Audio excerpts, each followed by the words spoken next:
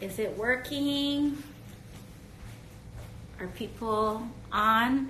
Hey everybody. Hey everyone. Good to see ya. I'm back to making IKEA furniture. Hey everyone. Hey everybody. Thanks for joining. Hey everyone. I figured we're still trying to kind of put together some semblance of a functional place to stay in DC.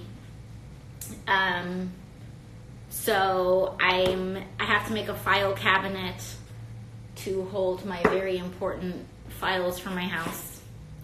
I don't know. As much as I think we try to escape paper, there are still some ways in which we can't. So making some, trying to make a home. So I'm making some stuff here. I'm making a little file cabinet. Hello everybody. So I'm just trying to get my little pieces of wood together. Hey everyone. I'm going to try to answer some questions while I do this. Multitask, talk about some of the things going on. People are saying, you are a real adult, stop with the IKEA. Okay, listen, my parents my parents would get IKEA furniture like until they were pretty old. I mean, not that they're old now, but to the present day. So you're never too old for flat pack furniture, especially when you're on a budget. What I try to do is, when it comes to waste, I try not to be wasteful with furniture. So I try to be really conscious when it comes, especially to getting flat pack furniture. There are ways that you can do it sustainably. For example, I got this little coffee table that I assembled, and there is flat pack furniture that is made of all wood. Not all of it is particle board. That said, sometimes you will get some particle board pieces, but honestly, if you are pretty kind to your furniture, first rule is try to get pieces that are all wood. I have many pieces that are all wood. And secondly, if the pieces that you get aren't all wood, if you're light with them, you can have them last a very, very, very long time. So always be conscious of your waste. Don't be a person that just like buys stuff and toss it out. That's really not good for the environment. But there are ways that you can be conscious. And the most environmentally friendly way is to always buy used furniture. So really lean on Craigslist and other things if you can. We've done that. And, flea markets and thrift stores and stuff like that. Second-hand furniture is the most environmentally friendly way to furnish your apartment. But you're not always going to be able to get everything secondhand, or you may not have time or resources, etc. Resources, secondhand furniture is usually the most affordable. But if not, then your second thing is to get real wood. And then the third thing is to always make sure that you try to take care of your furniture so it lasts as long as possible. So I'm just taking a few things out. Got to make sure I have everything, so let me just get my tools out here. Oh man, this came with a lot. Whoa. I'm looking up a question here.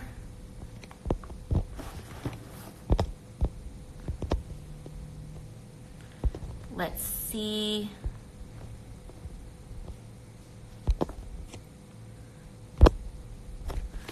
All right. So someone wants to talk about easy access to birth control. I'm really excited that we are introducing this amendment. So Ayanna Presley of Massachusetts, she's my homegirl. Ayanna is incredible, and she is just a champion for women and girls especially. It's something that she's so passionate about and dedicated to, as well as all gender nonconforming people that need better access to reproductive health care. And so Ayanna is incredibly passionate about this issue. And I always think it's so funny when people talk about, like this is a women's issue, which, let's be really, to be clear, reproductive health care is not just a women's issue. It's an issue for all people, period. It's an issue for women. It's an issue for the LGBT community, because not everyone is a cisgender woman that needs access to reproductive health care. But it's also an issue that's important to men too. Like, men need to stop acting as though reproductive health care, as though, women need reproductive health care for no reason, as though we exist in silos. Like, hello, like, takes two to tango. And so, so we need to make sure that we look at this as, this is about reproductive health care for all people. And I think that it's super important that we talk about that. But additionally, today and this week, rather, Ayanna Pressley led on a new bill, which I am proudly co-sponsoring and co-leading with, on introducing insurance-covered over-the-counter birth control. Hello, very important. This is extremely important, because how many of y'all have not been able to access birth control because you can't afford to go to the doctor, just for that doctor to talk to you for 5 minutes? So you pay the copay to go to the doctor, for that doctor to talk to you for 5 minutes, for him to write a prescription for you, for birth control. When I first heard about this amendment, I think I had maybe the same reservation that a lot of people who have reached out to me about this have, which was basically saying, is it safe? That was always my first thing. Is it safe to have birth control over the counter? And I'm a lawmaker. I'm not a doctor. And so I don't want to play doctor by making things that should be behind the counter, over the counter, right? But then we looked into it, and this policy is actually endorsed, and Ayanna's bill and this bill on over-the-counter birth control is actually endorsed and supported by the American Association of Obstetricians and Gynecologists. So medical professionals believe that it should be over-the-counter. It is over-the-counter in many countries around the world. And it doesn't mean that you should not consult with your doctor about things. You can always consult with your doctor about getting access to birth control. And you can always, a lot of, depending on what medical services you use, a lot of people use telemedicine, or there are platforms where you can securely text or have phone conversations or video conversations with your healthcare provider. You can discuss your options with them, but what this does is that it eliminates that bureaucracy, and it lets you access birth control over the counter and not have it be exceedingly expensive, because your insurance will still cover it. So this is a bill, I think it's so important. It will make birth control so much easier. And in my opinion, even if you are socially conservative when it comes to the issue of abortion, the best way, and the states that have lowered abortion rates the most, are the ones who provide very liberal and open access to birth control and to sexual education. So the more we allow people to access birth control, the more that birth control is affordable and easily accessible, the more that children understand things like consent and understand sexual education, understand their reproductive organs, how they work, etc., the lower people's rates are in terms of actually having to seek an abortion. And then, of course, first of all, that's how you lower those rates. And then secondly, if a person is in that situation, that is a medical decision. It is not a political decision. It is not for Mitch McConnell to tell you what you can do with your uterus. It is up to you and your doctor. And so that is that. Easy access to birth control is so incredibly important to reproductive health, to maternal health, to all sorts of folks. And this is not a women's issue. This is a men's issue. And this is it's across the gender spectrum. All people should have control, and all people should be able to have reproductive health care the way that they have access to health care for all sorts of other things. So that is that. Now let me get back to sorting all these pieces. See, I usually purchase a decent amount, but there's a lot of single-use plastic in this. I hate that. I'm trying, guys. I'm not perfect, but I'm at least being conscious of it. And it does look like they're recyclable, so I'm going to make an effort there. Okay. So all the little tools and such are in here.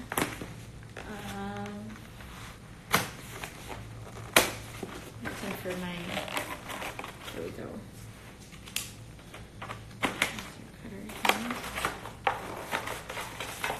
The last time I tried doing this, I had no tools, and I would just like to say thank you to all the people who sent their little tools to our office to help out. It was very appreciated and super sweet. So that was really nice. Thank you all.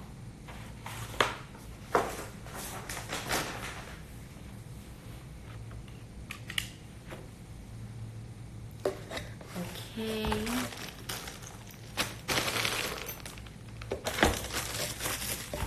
Put this over here.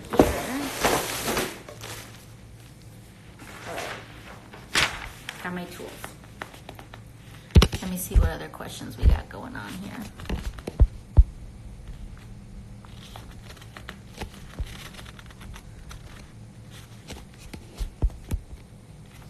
I'm looking at your questions, guys.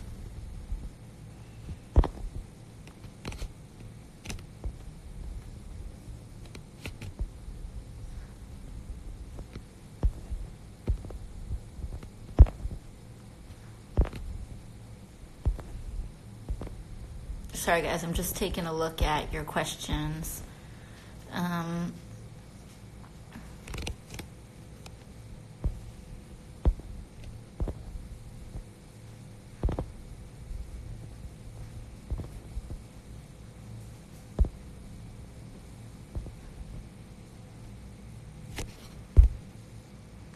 All right, here's a good one. Is this coming up? Okay. Here's another really great thing to talk about. Stagnant wages despite booming economy. This is such an important thing for us to talk about, because how often have we heard from presidential administrations of both parties, I'm not here to be completely partisan about this, where people are saying the economy's going great and we should all be thankful. The economy's going great. The economy has recovered. 2008 was a long time ago. Everything is fine. And you're just kind of looking up and you're like, am I crazy? This is crazy. We're seeing it with the Trump administration. Frankly, we saw it with the Obama administration as well, where you have people saying the economy's great, the economy's great. But at the same time, you feel like you're really struggling to get by. Everyone you know is struggling to get by. Even people that you don't know are struggling to get by, are an enormous amount of credit card debt or student loan debt or both or none or whatever.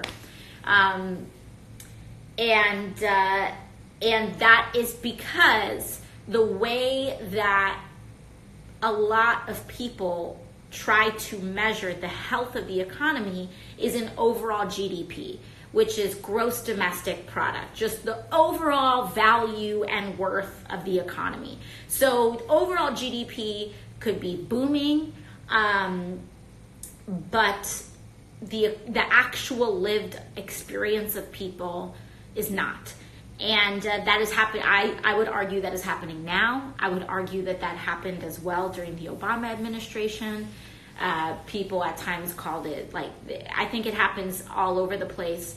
And I think the reason for that is because in our economy and the way that it is structured today, we have unprecedented levels of income inequality where the rich are getting richer and life is only getting harder for middle class, working class, and poor people. And so each year our economy is booming and growing, but all of that growth is only going to a small handful of people. And so as a consequence, as the cost of living increases, as rent goes up, as healthcare goes up, as education goes up, our wages, working class people's wages, are staying the same, and middle class people's wages are staying, for the most part, the same. But people will say average income is going up, even if it's a little bit, etc., or average household worth is going up because it's billionaires or multi-super millionaires, like hundreds of millions. I'm not even talking about 1 or 2 million. I'm talking about like 300, 400 million is going up. But the average person's experience is actually only getting harder and harder. And even if you get something of in a raise or a cost of living increase, compared to the actual increases in the cost of living, your wage is either staying the same or really in real terms, your wage is going down. And that is why wages will remain stagnant despite people constantly saying that the economy is booming. I think that it's a really misleading thing to say. I don't really care what party you're from. I think that if you are saying the economy is booming, but you actually look at the qualitative characteristics of working and middle class people's wages, if the majority of people's lives are not getting economically better, I do not think that the economy is booming no matter what the GDP numbers say. We need to really look at people's quality of life and the ability of the many to afford the very basic things that I would say are rights in our state and in our evolution as a society and as a people. And so for me, what that means is that I don't really care what the NASDAQ or the Dow Jones say. I don't care. And when people talk about, oh my gosh, like socialism this, socialism that, let's talk about capitalism. Okay? What is capitalism? I think that capitalism and the idea of capitalism gets confused by a lot of people. I think capitalism, a lot of people think about capitalism and they're like, oh, capitalism, that means businesses, right? That means a free market, right? That means competing for having different products compete in the market, right? That's what capitalism is, right? That's not what capitalism is.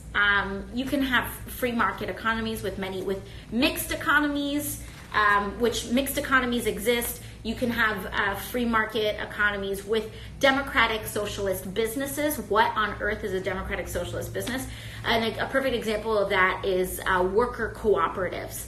So worker cooperatives are, if you ever go to Vermont or if you go to upstate New York, there'll be grocery stores that are employee owned or they are cooperative, which means that people own the shares and workers own the shares in the company. So a more democratically, quote unquote, socialist business would have workers on the board of the corporation instead of billionaires on the board of a corporation. So it's really about democracy in the economy. I don't believe in government. It does not mean government owns everything. Socialism does not mean government owns everything. I disagree with that notion as well, because I think that it is undemocratic.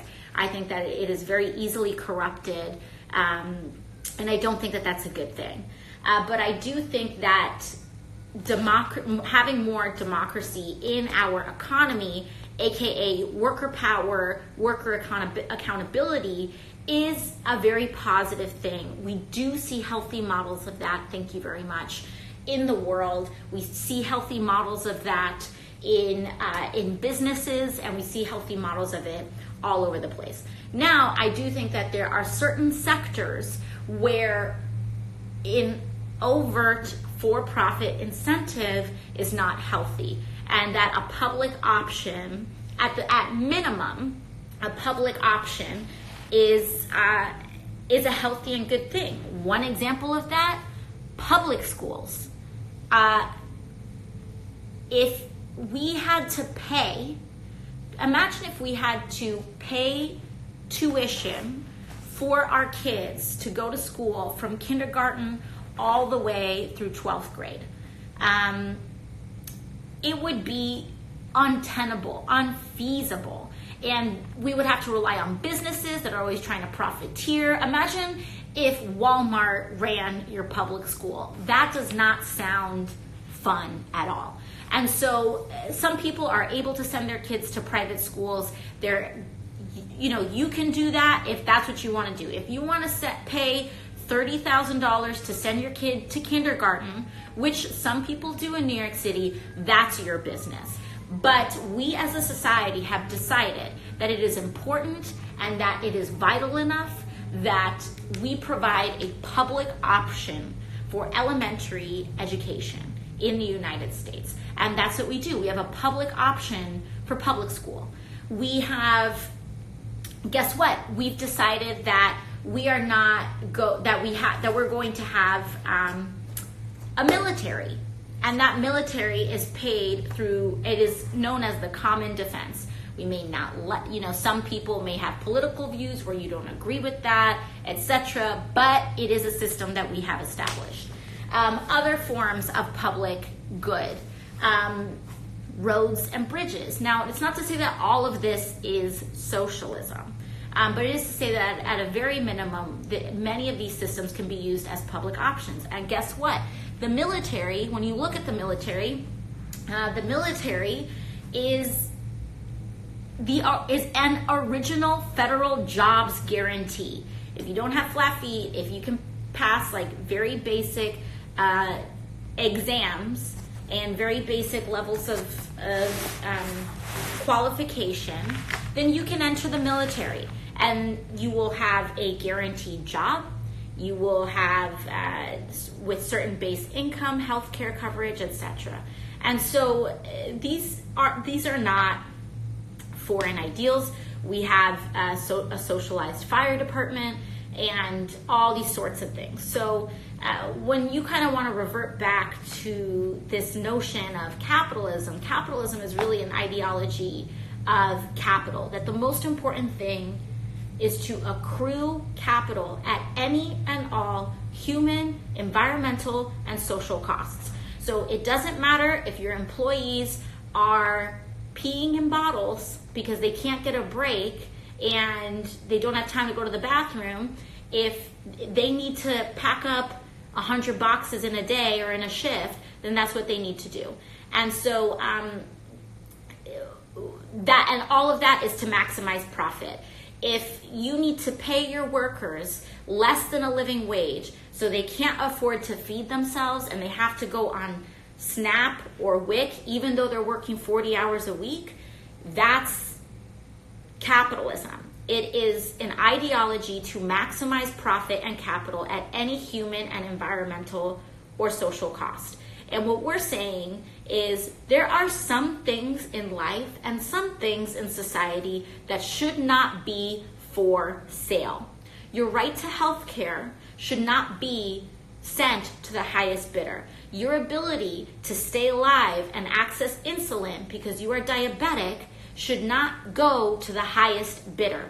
Your access and ability to get insulin should be a human right. Your ability to have clean water like the people in Flint, your ability to have clean water and to trust that your children are drinking unpoisoned water should be a human right. And the only reason that those people, those beautiful people and those innocent children and families were poisoned in Flint was due to corruption and due to a desire to accrue capital. And so that, I think, is really the issue that we're addressing. And so what we're talking about right now is a generational shift. I see this and I acknowledge it, and I'm fine with that. I think that we are experiencing profound generational shifts in attitudes across a wide variety of political issues. And that's why I don't think our issues are necessarily left and right. When you actually look at the shifts in political opinion, I think they tend to happen more along age than they do along as opposed to a lot of other different indicators. And that's because the America and the world that younger people and younger generations have grown up in is vastly different than the world that older generations and baby boomers grew up in.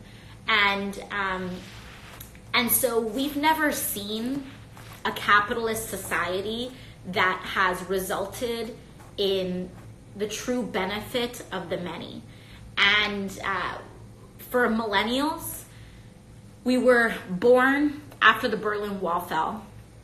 9/11 happened when we were preteens or mid-teens. The economy crashed when we were in college. The economy was horrible when we were out of college. And the government has done nothing to address a boiling planet that will doom our children and future generations due to the role of money in politics and the fossil fuel industry. So we have never seen a world where government owned all businesses, but we have lived in a world where big business has owned and bought our government.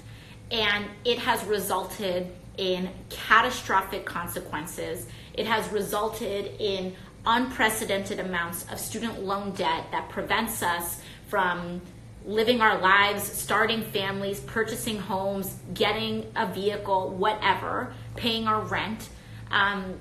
So this, business-owned government has gotten us a student loan debt crisis. It's gotten us a healthcare crisis where people are turning to GoFundMe to keep their children alive after car accidents. Business-owned government has gotten us stagnated wages for 30 years while we watch the children of billionaires go on their third yacht and do whatever. And frankly, business-owned government has gotten us Donald Trump. And so we have never seen business-owned government work for the American people. We have seen greed and a desire for profit at any human cost and any environmental cost kill our planet, endanger our children, and create miserable conditions. And so if it is extremely whatever, if you want to raise your red flag and put lasers out of my eyes and little devil horns, do what you gotta do, but understand that this is a generational shift and the future belongs to us. And we need to make sure that we are responsible about those transitions. And the way that I feel is that when you want to talk about capitalism and this, that, and the other, I think that economic systems are technologies. And as humanity and technology evolves, so must our social systems evolve as well. And so I'm not a person that thinks I wouldn't even call myself an ideologue as much as folks like to portray me as one. I think of myself as rather pragmatic, and I think of myself as looking at the logical ends and consequences of past policies and saying, how did we get here, and how can we alter our future, and where can we go to change this? And I think at a minimum, at a bare minimum, where we can go is guarantee a living wage, guarantee health care to all people that is free at the point of sale. I think we need, let's see, minimum wage, Medicare for all. We need to make colleges, public colleges, tuition free. Community college, vocational school, and public and state school should be tuition free, as well as a bevy of other issues. Guess what? The United States is, and I'll move this here, but the United States is running concentration camps on our southern border. And that is exactly what they are. They are concentration camps. And if that doesn't bother you,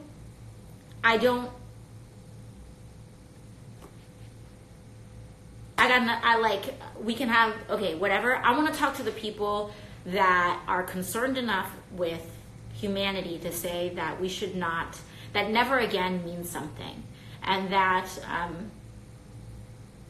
the fact that concentration camps are now an institutionalized practice in the home of the free is extraordinarily disturbing. And we need to do something about it.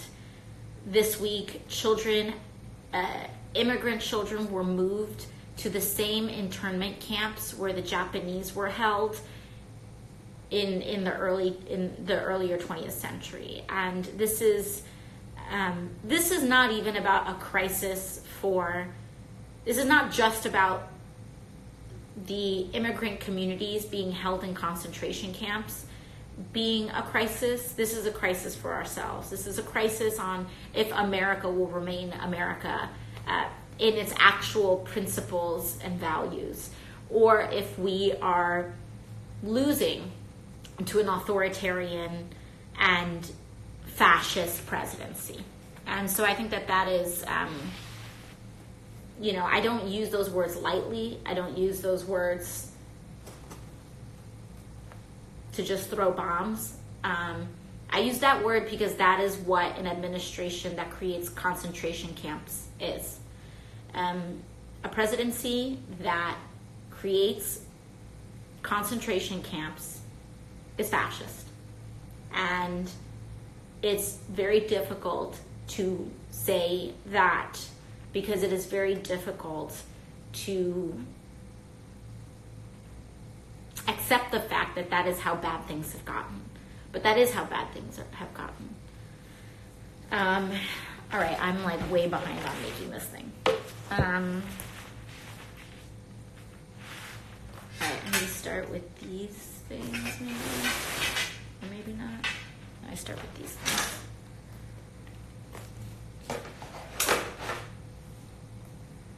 Hey everyone, thanks so much for your support. I really appreciate it.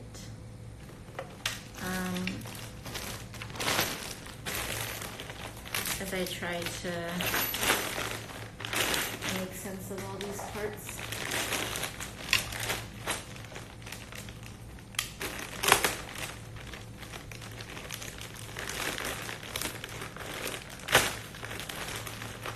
Let me take a look at whatever questions you guys have. Oops.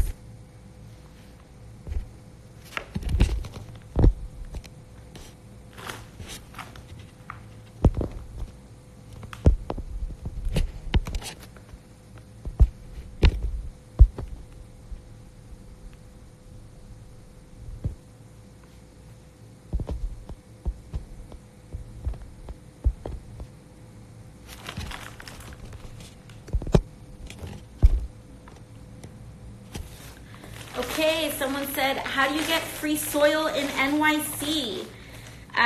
So it's free compost. You can get it in New York City at participating farmers markets. So the New York City green markets, some of them have free composting. So I would say look it up there. I don't know off the top of my head which ones do it. I feel like the Union Square one must. But it could be seasonal. It could be only at certain times or junctures. But check out the Green Market website, and if you ask someone, I'm sure you'll be able to figure it out. Also, if you follow, I learned this. I originally learned about it through Lucy Biggers at Now This. So shout out to Lucy. She has this amazing environmental series called One Small Step, where she's here in New York City, and she talks about the small changes that we can make to live a more sustainable life. So she helps you learn all about composting in New York City, all about single-use plastics, all about reusables, all about all sorts of things. And it's really important work. We have to change our behaviors, and we have to change our policies.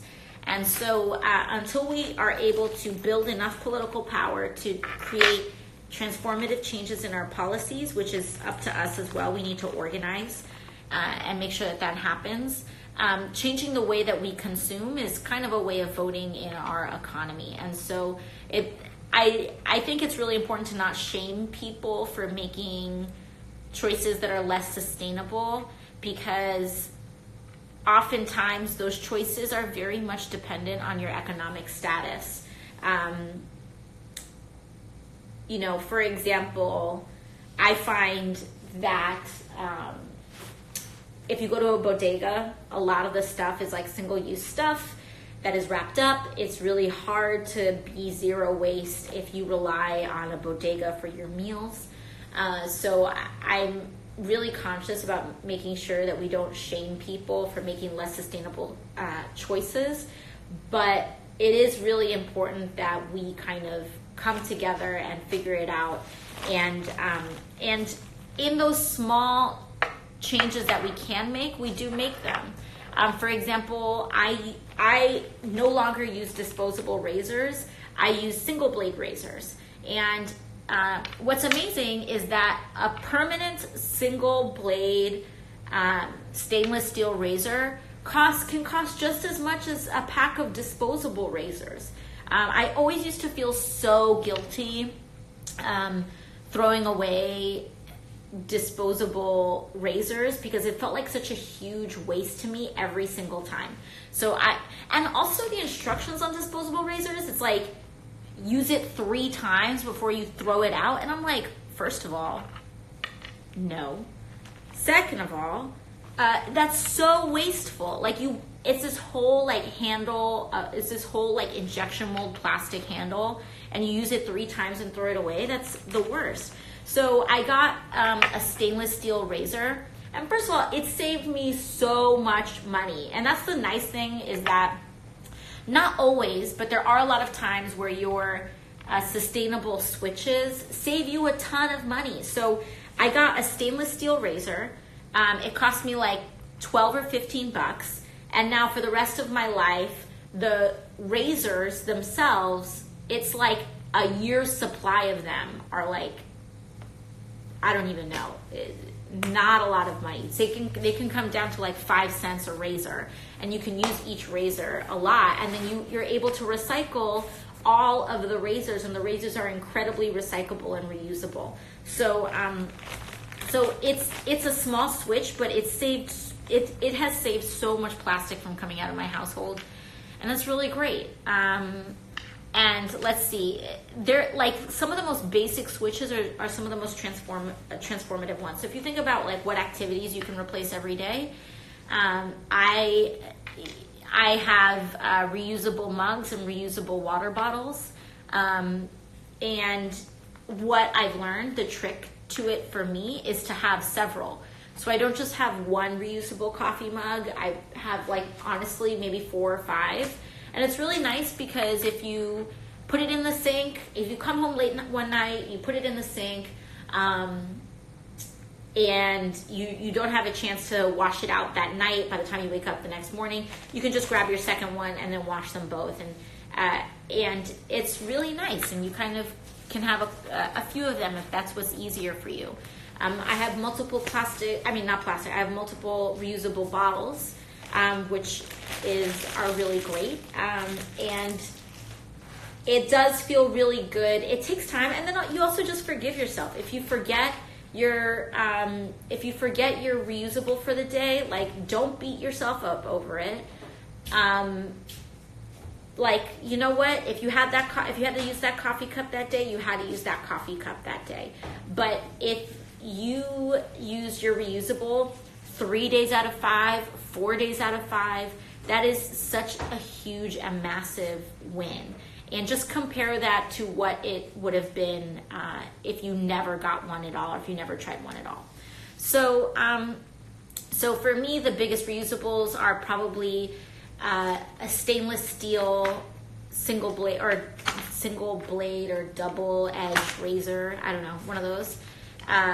Reusable water bottle, reusable coffee mug, and then I thrift a lot of my clothes. I purchase them a lot secondhand, which is an enormous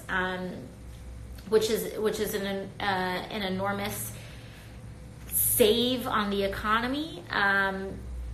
Textiles, aka clothing and like furniture and this stuff, is one of the biggest sources of waste in the world. And so if you can do a clothing swap with your friends, if you can thrift your clothes, if you can resell your clothes, honestly, and again, it saves you a ton of money too. What I would do a lot is that I would go to certain thrift places, like in New York, you have Buffalo Exchange or Beacon's Closet, or there's a ton. And then what you do is you go in, and a lot of them will curate very trendy clothes. To be honest, like I would be able to purchase clothes that were like designer and super expensive retail, and I would be able to buy them at a thrift shop for like $30. I'm not even kidding you. The blue dress in my profile photo was no joke a designer dress that I got from a thrift store for like $35. That normally retails for something like, honestly, maybe it's like a $500 dress, wool dress that I got for like $35 at a thrift shop. And then what's great is that you use it and you wear it, and then you love it, and then you can either wear it until there are holes in it, or even if you wear it and you don't love it anymore, or you outgrow it, or your body changes shape, then you take it back to the thrift store and they'll buy it back from you. They can consign it back from you. So then what I would find was that I would buy something for like $30-$35 that was like really well designed and excellently made, and then I would wear it, and then I would bring it back, and the consignment shop would buy it back from me. And not at the same, but then that like $500 designer dress was something that I ended up between buying it and then getting it bought back, something that was ultimately a $20 purchase that I wore over and over again. So I think thrift shops are amazing, and consignment shops are amazing. I highly recommend them. And they're one of the best ways that you can reduce your waste, your carbon footprint. And so let's see, thrifting clothes, stainless steel razors, reusable water bottle, reusable coffee mug, and let me know what your all's best reusable substitutes are. But I'm really not building this furniture at all because I'm getting so caught up in having this conversation with you all. But but I really appreciated this conversation. And now someone said reusable toothbrush. I've seen that as well. Reusable toothbrushes are really big. So you can buy bamboo toothbrushes that compost.